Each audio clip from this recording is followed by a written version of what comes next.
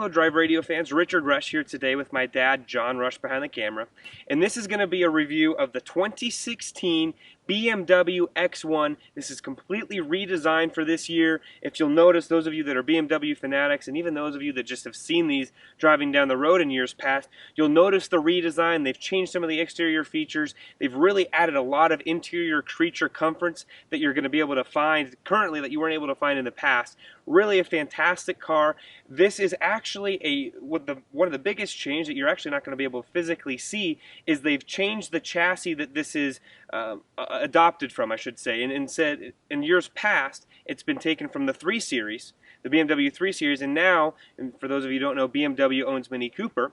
BMW has actually taken the all-wheel drive, front-wheel drive model of the Mini Cooper and transferred it to this X1. So while this is an all-wheel drive, it takes the front-wheel drive chassis model from the Mini Cooper and really gives it a little bit more nimble of a handling and really a little bit more dynamic of a driving experience with that. So it's going to be hard to show you that, but we did want to make note of it before we did get to driving. So with that, I'm actually going to step out, kind of show you a redesign. Really like what what they have done with the grille right here in the front of the car. Really has given it a very dynamic and a very sleek look. Personally, I'm a fan of it. All right, fans, we're going to get ready to take a drive here in the 2016 BMW X1. Before we do that, we want to show you some of the, again, infotainment features, the BMW iDrive system. This is not the new system that they've released in the 2000, I guess I should say the 2016 7 Series, which some people have commented on. Really, it's kind of your choice. I'm sure BMW will transfer that here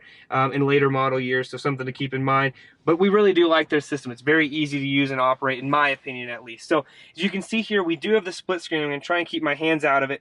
So you can change what's, and I'll actually do that really quick. You can change what's over here. So you just go to split screen content, and you have a wide variety of different options as far as what you want to display. So you have the ability to change it to the trip computer, entertainment details, so if you always want to see what's playing on that right side of the screen, you can certainly do that. You have the ability to change the efficient dynamics, eco pro tips, how to get better gas mileage is what you do there.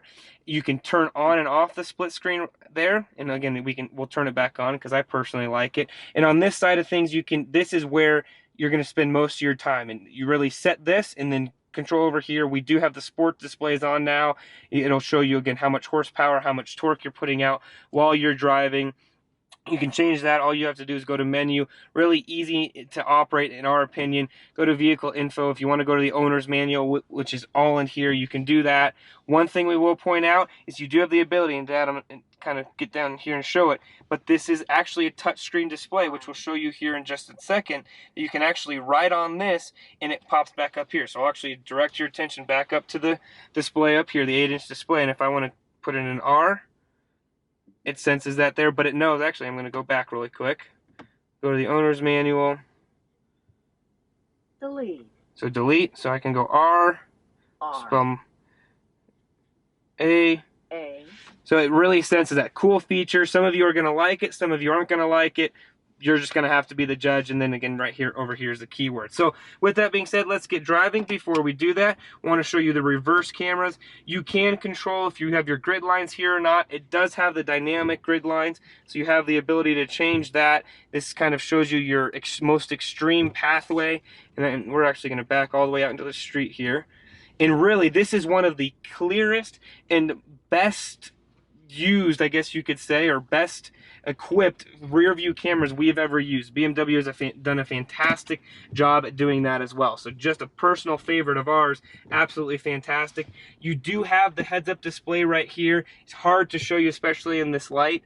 One thing I will point out, if you do have polarized lenses on your sunglasses, which I actually do right now, it sometimes, depending on the angle, will make it a lot harder to see that display when you're driving. So something to keep in mind, you may or may not want to change your sunglasses depending on the heads-up display, or you may not want to go that route at all.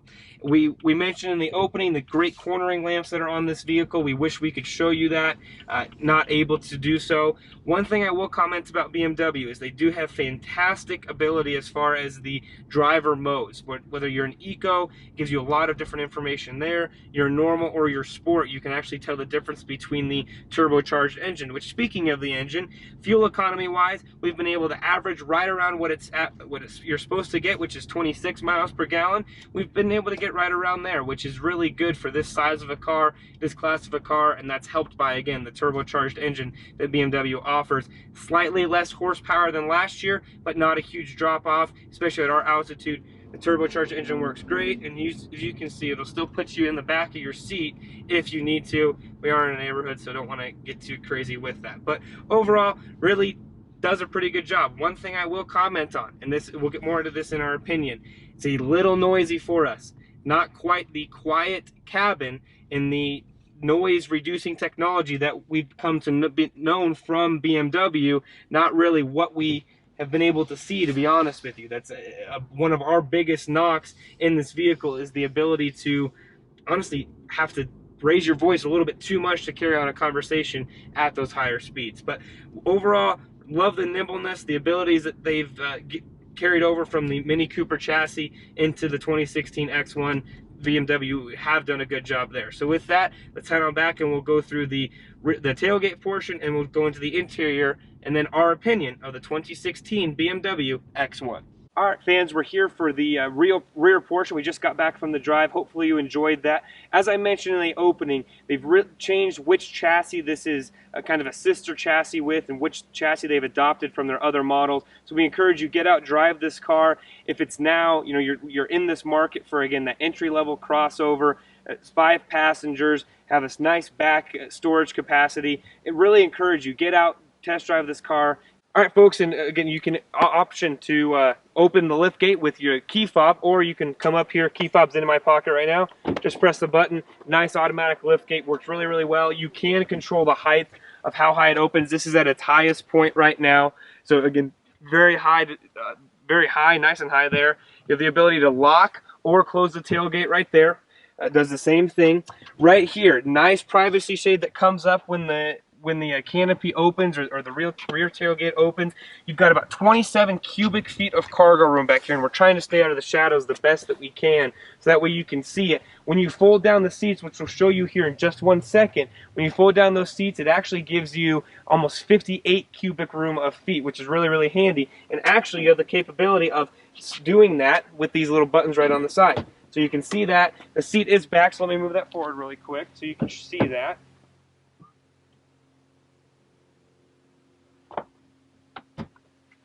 And so you can see this is a 40-20-40 rear seat. It's got the middle, the center seat is not attached to anything, but you have the ability to do that right from here. It's a power button. All you do is pull that up, and it's able to fold it down nearly flat. So if you were carrying some extra cargo, some skis, snowboard, whatever you would want to do, you have the ability of doing that without any issues or having to go all the way around and push the front seat forward. However, you can do it manually. So for whatever reason, battery's dead, you needed to put that down, you have the capability of doing so relatively easily. Going to put that down real quick before we do hop around to the other side. I wanted to mention to you, I mentioned in the opening, the options on this car, because some of you are going to say, wow, almost $50,000 for this car, but what's the price point? Well, this car base price is $34,800, and you have a cold weather package on here, driver assistance package, driver assistance plus, the premium package, and the technology package, as well as a destination charge,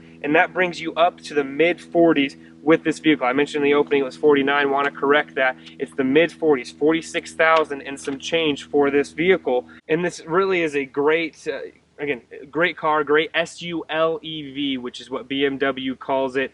A lot of packages, and you can get it, again, for the mid-40 price point. But with that being said, let's kind of take a trek around here into the rear seat.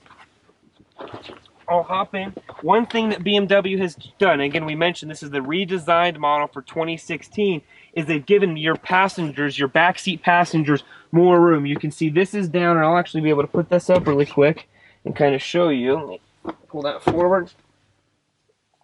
Right, like that.